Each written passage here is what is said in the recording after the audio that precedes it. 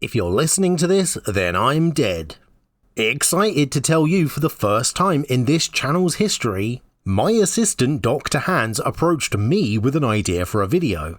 According to Dr. Hans, he was on vacation out on the East Coast, shopping in a regional store named QD. Quality discounts, real ones will know, I'm sure. And you know what, QD? I've sampled some of your wares. I've been sent some of your product. I think you live up to the name. Honey roasted cashew nuts? Yogurt coated banana slices? A third yet different thing that I ate but have since forgotten? Delicious, you are speaking my language, QD. And as a quick PSA, I know you guys watching can't see me on screen right now, but do try to remember I'm a cartoon bobcat, folks. I wouldn't advise trying to feed any of those items to any non-cartoon bobcats for your safety. Anyway, whilst visiting this QD, Dr. Hans sent me a picture. Curious, I think, and perhaps like me, upon seeing this picture as you are now, you might also question, hey, what the hell are Pokemon Starter, Collector and Premium packs? So I replied, asking him exactly that, and he did not respond. Until he got home and then sent me this image. He bought the packs, many of the packs. He wanted me to open them and have me talk about them in a video. And he spent money on this. This lunatic is pot committed to the idea. Does he not watch the channel? Does Dr. Hans not know I mostly talk about magic? Is he one of these people that just refers to all TCGs as Pokemon cards and he can't tell the difference? Well, insane revelations about my assistant aside, he did repeat back my very poignant question when he sent that photo, because he finally replied saying, I don't know what these are, what the hell are these things? And as I looked into finding that out, I found some really controversial answers, and now I'm quite conflicted. I had assumed, as you might, that the answer to the question, what the hell are these, would have an obvious logical answer if you stop and actually thought about it, and that answer wouldn't be a good one. But I've come to believe the main issue I have with these isn't necessarily with the product itself, but in the lack of awareness around it. The product, whether intentional or not, is wrapped in obfuscation. And if vital information is withheld from the consumer, then the consumer is unable to make an informed choice, which could lead to the consumer misunderstanding what it is they're actually buying, and potentially result in them feeling like they've been scammed, ripped off, or taken advantage of. And if that obfuscation is intentional, with that end result in mind, then the consumer would be correct for feeling this way. However, I'm getting ahead of myself. Because regardless of whether you think a product like this or the business model that produced it is a problem or an issue or maybe even a good thing or an opportunity somehow, regardless of whatever you think this is, it is undeniably growing. And so in that regard, I think it's something that TCG customers like ourselves need to be aware of, so that we can be informed about our purchases and avoid hard feelings. So dear viewer, that's what I want to do today. Join me, and I guess my assistant Dr. Hans, in opening up these packs and comparing the contents to that of regular official Pokemon boosters. Let me tell you the steps I took to get where I am now, so that you can see what I have seen be presented with what I was presented with, and hopefully ask the same questions that I felt the need to ask. Because I feel it's important for us to question, are these packs a scam, a ripoff, or okay actually? Comment below if you know me well enough to guess what my opinion will be before we even start, but be warned, I'll be surprised if you know where I land on this one. Now, let's begin with where these packs come from, other than QD of course. The packaging tells us that they're made by a company called The Toy Box. Are there any revelations we can glean from their website? Welcome to The Toy Box. The Toy Box TM creates high-quality trading card bundles using 100% genuine cards, designed for both collectors and retail stores. Very important, we know it says collectors, not players. Each pack is carefully assembled to deliver an exciting opening experience with guaranteed holo cards and the chance of ultra rare pulls. What are those chances? Hard to say, they don't list them here. Our products are available across major platforms including Amazon, The Range Marketplace and Tesco Marketplace, offering a reliable, great value alternative to traditional sealed Pokemon products with consistent quality and strong customer appeal. For those unfamiliar with the UK, The Range and Tesco are not small stores here. If these bundles are being sold there, it means that they are prevalent. They are mainstream. But also, The Range and Tesco are not gaming stores. They do have a toy section, but it's less the place a gamer would go to pick up Pokemon cards and more a place anyone would go to buy essentials, you know, like groceries, household items, and clothing. So question the first, why those stores? Why not sell these in game stores? Do game stores not want to sell this product? If not, why not? And what does it mean by the product is designed for collectors? Who exactly is the target market here? Is it informed regular Pokemon booster buyers who know what they're doing? Or, as many would suspect, not that? Let's check their about page. The Toy Box TM is a UK-based brand specialising in Pokemon mystery card bundles created with a focus on quality, value, and consistency. What does that mean? Value to who? Consistency of what? Doesn't say. What started as a small operation has grown, which I can well believe, and is why I agreed to make this video, into a trusted name across major online marketplaces and retail platforms, supplying both individual collectors and businesses. Maybe I'm misinterpreting, but this line also feels like obfuscation to me. Are the customers the individual collectors, or is it someone else that's being left vague? Every bundle is carefully hand-packed in the UK using 100% genuine cards sourced from official products. Right, and upon reading that for the first time, I felt this was the biggest red flag. We'll get to that in a moment though. With strict quality control to ensure no duplicates within each pack and a balanced, enjoyable opening experience. Our goal is simple, to offer an exciting and affordable alternative to traditional sealed products. Okay, but how? What is the business model here? Whilst providing retailers with a proven high demand product that delivers strong margins and repeat sales. Okay, so to be clear, they're taking official products, repackaging them, and then selling them on at less than the value of an official pack, to stores who could have just bought official packs if that's what they wanted. So question the second, The Toy Box say their business is growing. I would have to assume that means they're profitable, but where's that profit coming from? If they're just buying something and then selling it on for less than its initial cost, wouldn't that be a very bad business model? How are they making money? I did some digging and I'll be honest, they were way more upfront than I was expecting and kind of reasonable in their approach. Hence why I'm on the fence now, but we'll talk more about that at the end. For now, let's look at an official Pokemon booster for comparison. This is a pack of Chaos Rising. It's not the latest set, but it is a set that was in stock at my LGS. And I know it doesn't list it, but the pack costs £4.29, just slightly under the price of 2 of those mystery starter bundles. Inside you get 10 playable cards, a basic energy, and a code card to redeem a pack on the Pokemon digital client. Now, I think it's important to understand how Pokemon card legality works for their standard format. You know, if you want to actually play with the cards. To quote Pokemon.com, a card's legality status is not based on which expansion it's from. Players will need to refer to the regulation mark on the bottom of the card to see whether that card is legal for play. And importantly for us today, cards with the G regulation mark will no longer be legal for play in the 2026 standard format, which is now. Cards with H, I, and J regulation marks will be legal to use. Have you got all that? Well, back to our pack and we'll see. All of the cards have a J regulation mark, apart from the fancy EX one bottom right which has an I. However, all of them are still legal for standard play right now. And if we look at the 30-day average price of the cards I took from a popular card trading site, we can see every non-foil card is worth only 2 or 3 pence. The 2 shinies are worth a whopping 7 and 6 pence. Glad Dr. Hands accidentally laid them out that way. And our mega fancy EX card is worth 32p. Wow, collectively these cards are almost worth £1, which is like 1/5 the price of the pack. Awesome, I love gambling.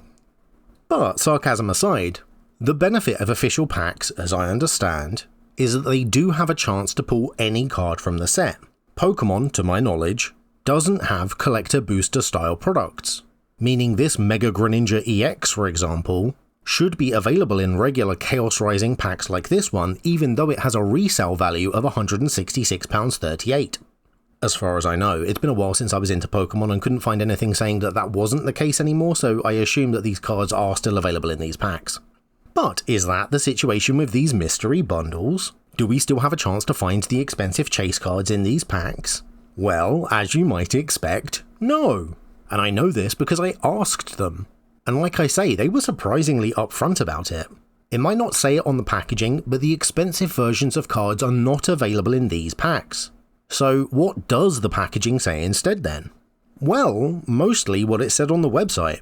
Though I would like to draw your eye to 3 lines. First at the top, 100% authentic and in mint condition, which I feel is risky wording.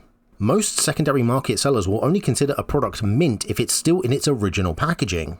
If a card has been opened, then they'll only class it at most as near mint. And by definition, all these mystery bundles are repacks of previously opened cards, so that just doesn't line up.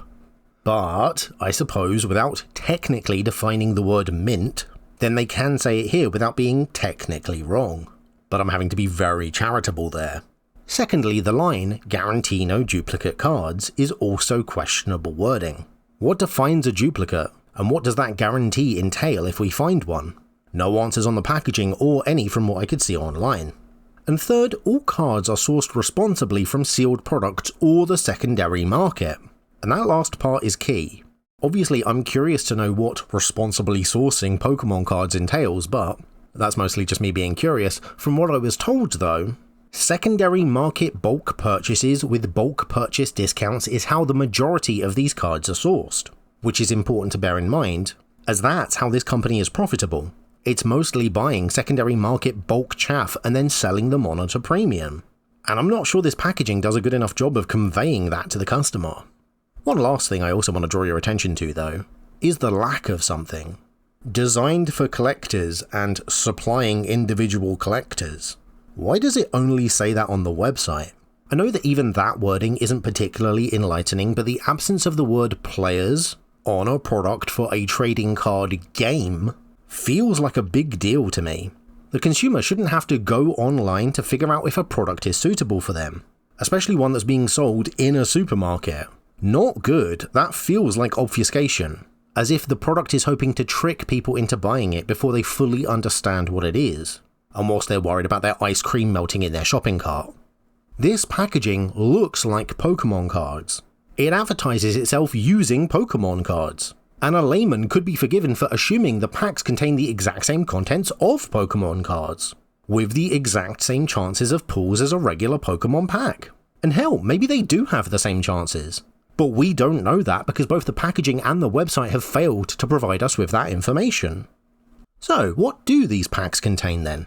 Well, if we look at the front, we'll see a starter pack contains 2 holo reverse holo cards and 8 commons.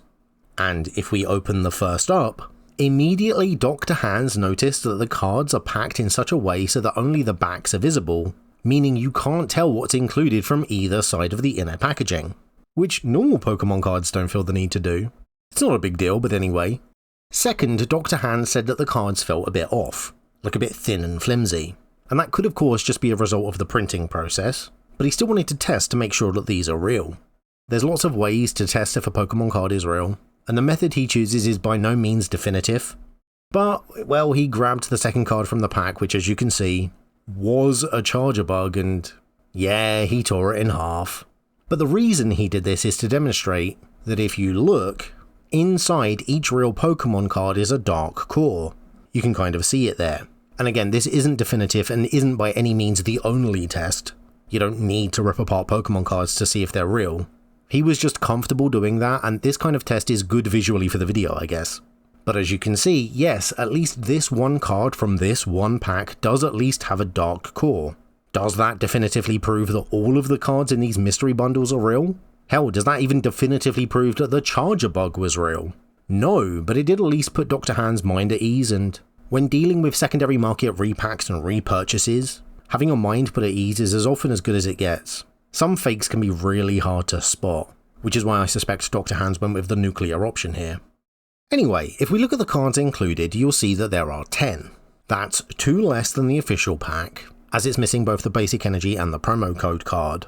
And if we want to look at prices again, yeah, not great. Very low numbers. The 2 shiny cards are a bit higher, but still not enough to cover the cost of a pack though.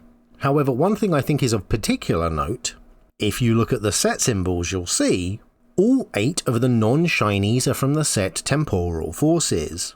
So this is basically a Temporal Forces pack that's just had the energy removed and the two potentially most valuable cards are replaced.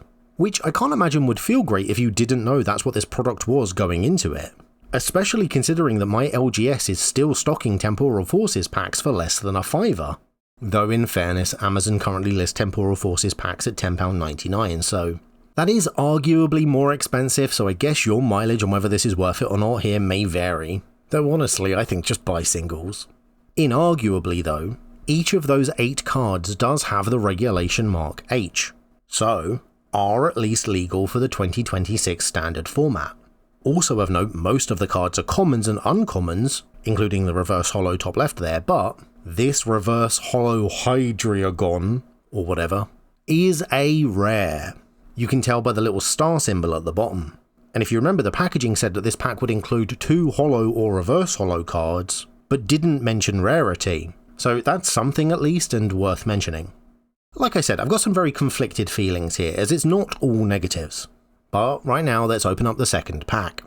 10 cards again, with that Infernape, one of our reverse holos, once again being a star rare, and if we look at card prices, it's a similar story once again. But the thing that I think is most important from this pack is the fact that all 8 non-shinies are from the set Paradox Rift. So this is just a Paradox Rift pack, $7.95 from a different LGS and $9.38 currently on Amazon, with the 2 potentially most expensive cards swapped out. Which again, I think is kind of a feel bad if you bought this without knowing that's what it would be. Worse this time though, because if we look, all 8 cards have the regulation mark G, meaning they are no longer legal to be played in the official standard format.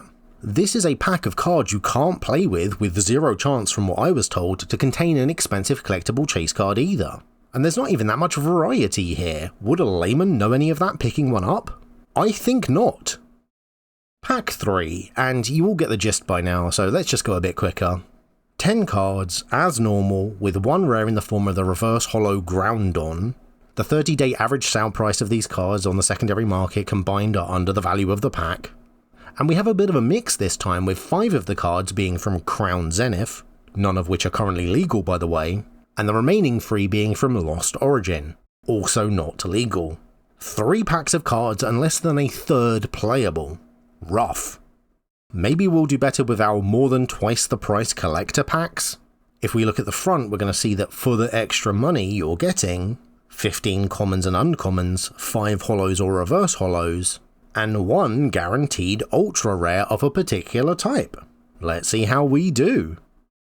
Well, that certainly is more cards, and I'm not going to talk about sets or legality anymore because I think we get the point that many of the cards aren't legal, and I guess this is why the website at least says that the packs are for collectors and not for players. Again, it would be nice if the packs themselves made that clear, but regardless, remember how the packaging did say we carefully curate every selection to guarantee no duplicates? Well, this is the value of clarity, because had it not continued by saying, you may receive the same character from different sets, then I'd be pretty pissed seeing as we got 2 Mankeys. Now to a layman, that's gonna seem like a duplicate. Different card, different printing, different set, different rules text, but the same character with the same name, which just proves the benefit of letting the customer know what to expect, as there's no obfuscation or confusion around the duplicate rule now. Right? What's the wording again? The same character from sets featuring unique artwork variations? Not different card, character, bear that in mind. Let's look at prices.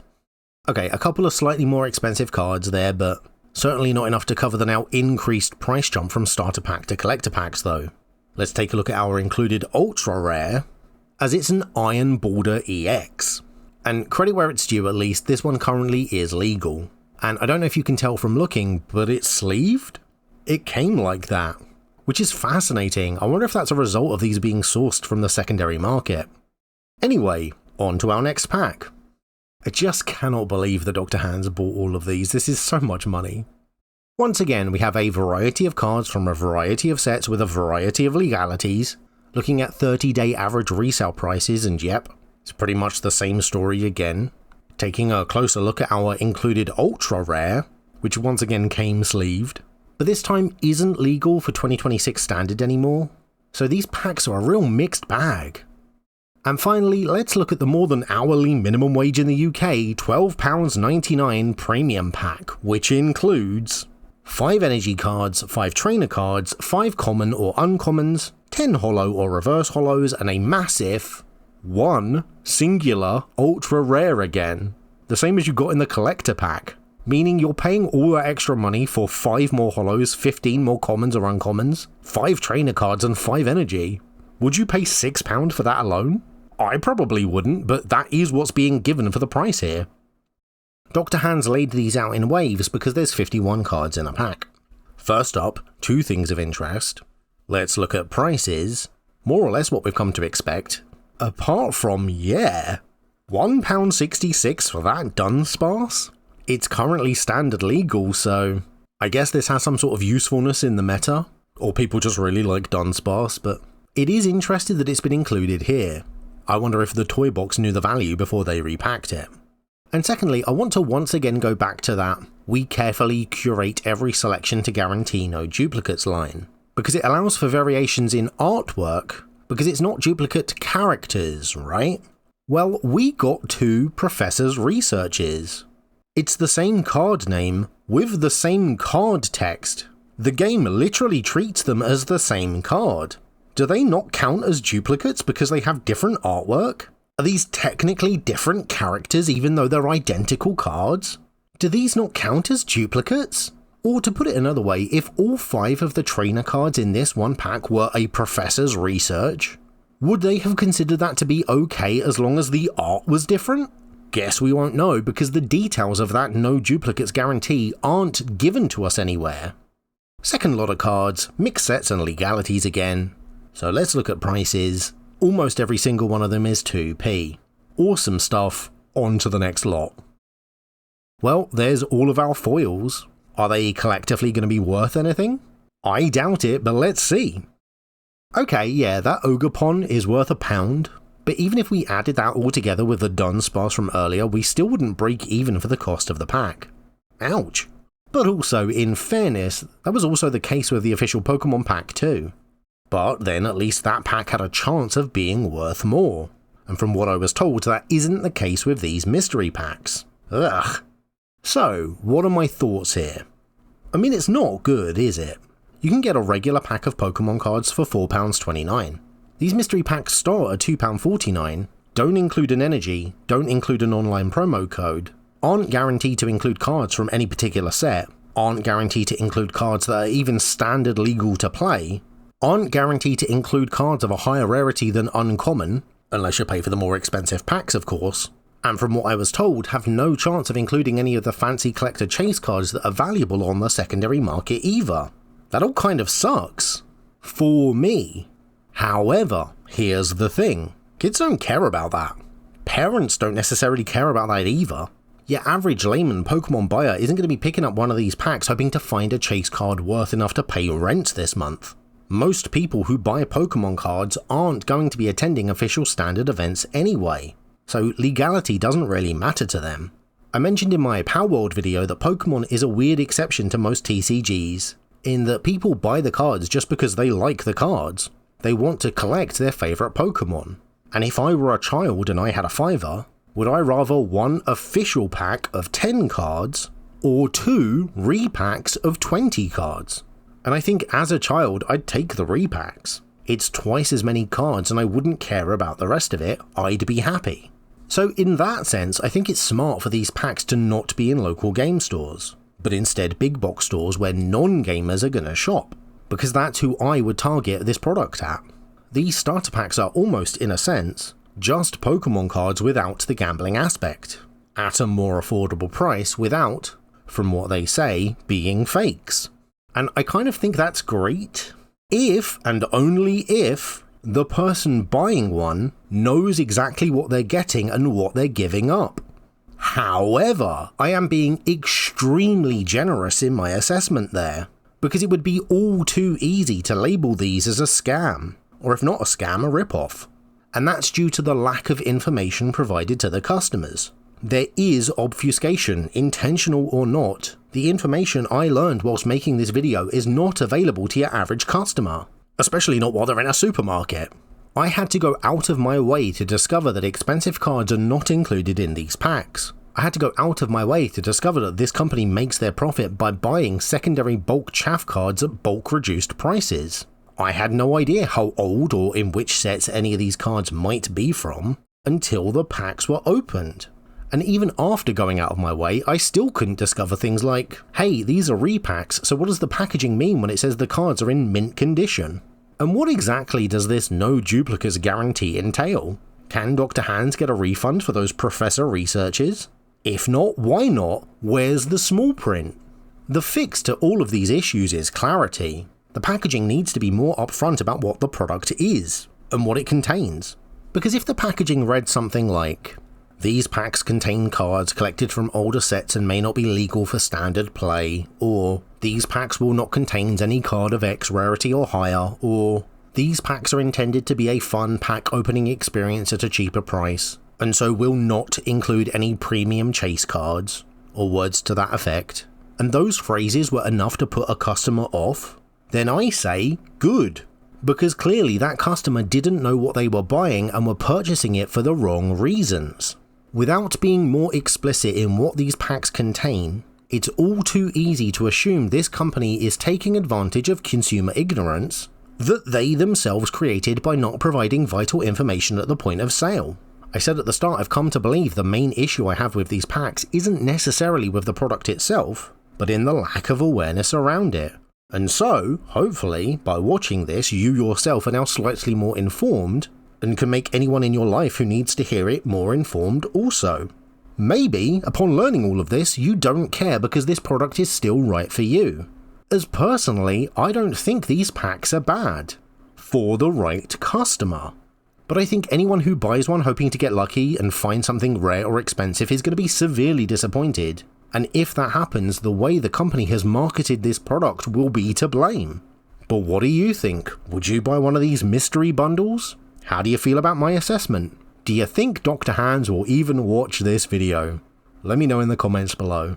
And if you're wondering why this video ended on shots of Dr. Hands opening a second official pack only to rip up a Magmar card from inside, well, he wanted to show what the core looks like on a card he knew to be official, because he just opened it, but I didn't really need those shots for this video.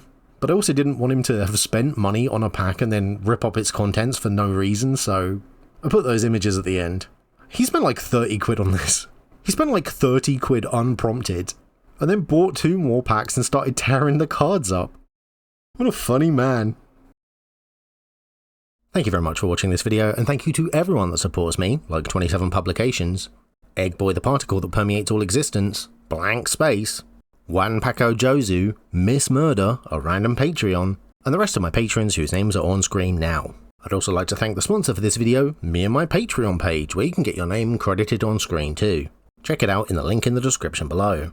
Hit the like button, leave a comment. Fun fact, Pokemon is short for Pocket Monster, and the plural of monster is monsters, meaning the plural of Pokemon should actually be Pokemons. And most importantly, subscribe and share this video with a friend. Hit the notification bell and do all those things the algorithm loves.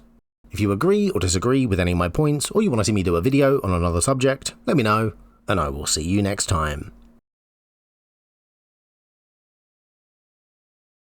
Is it informed regular Poostamon? Poostamon.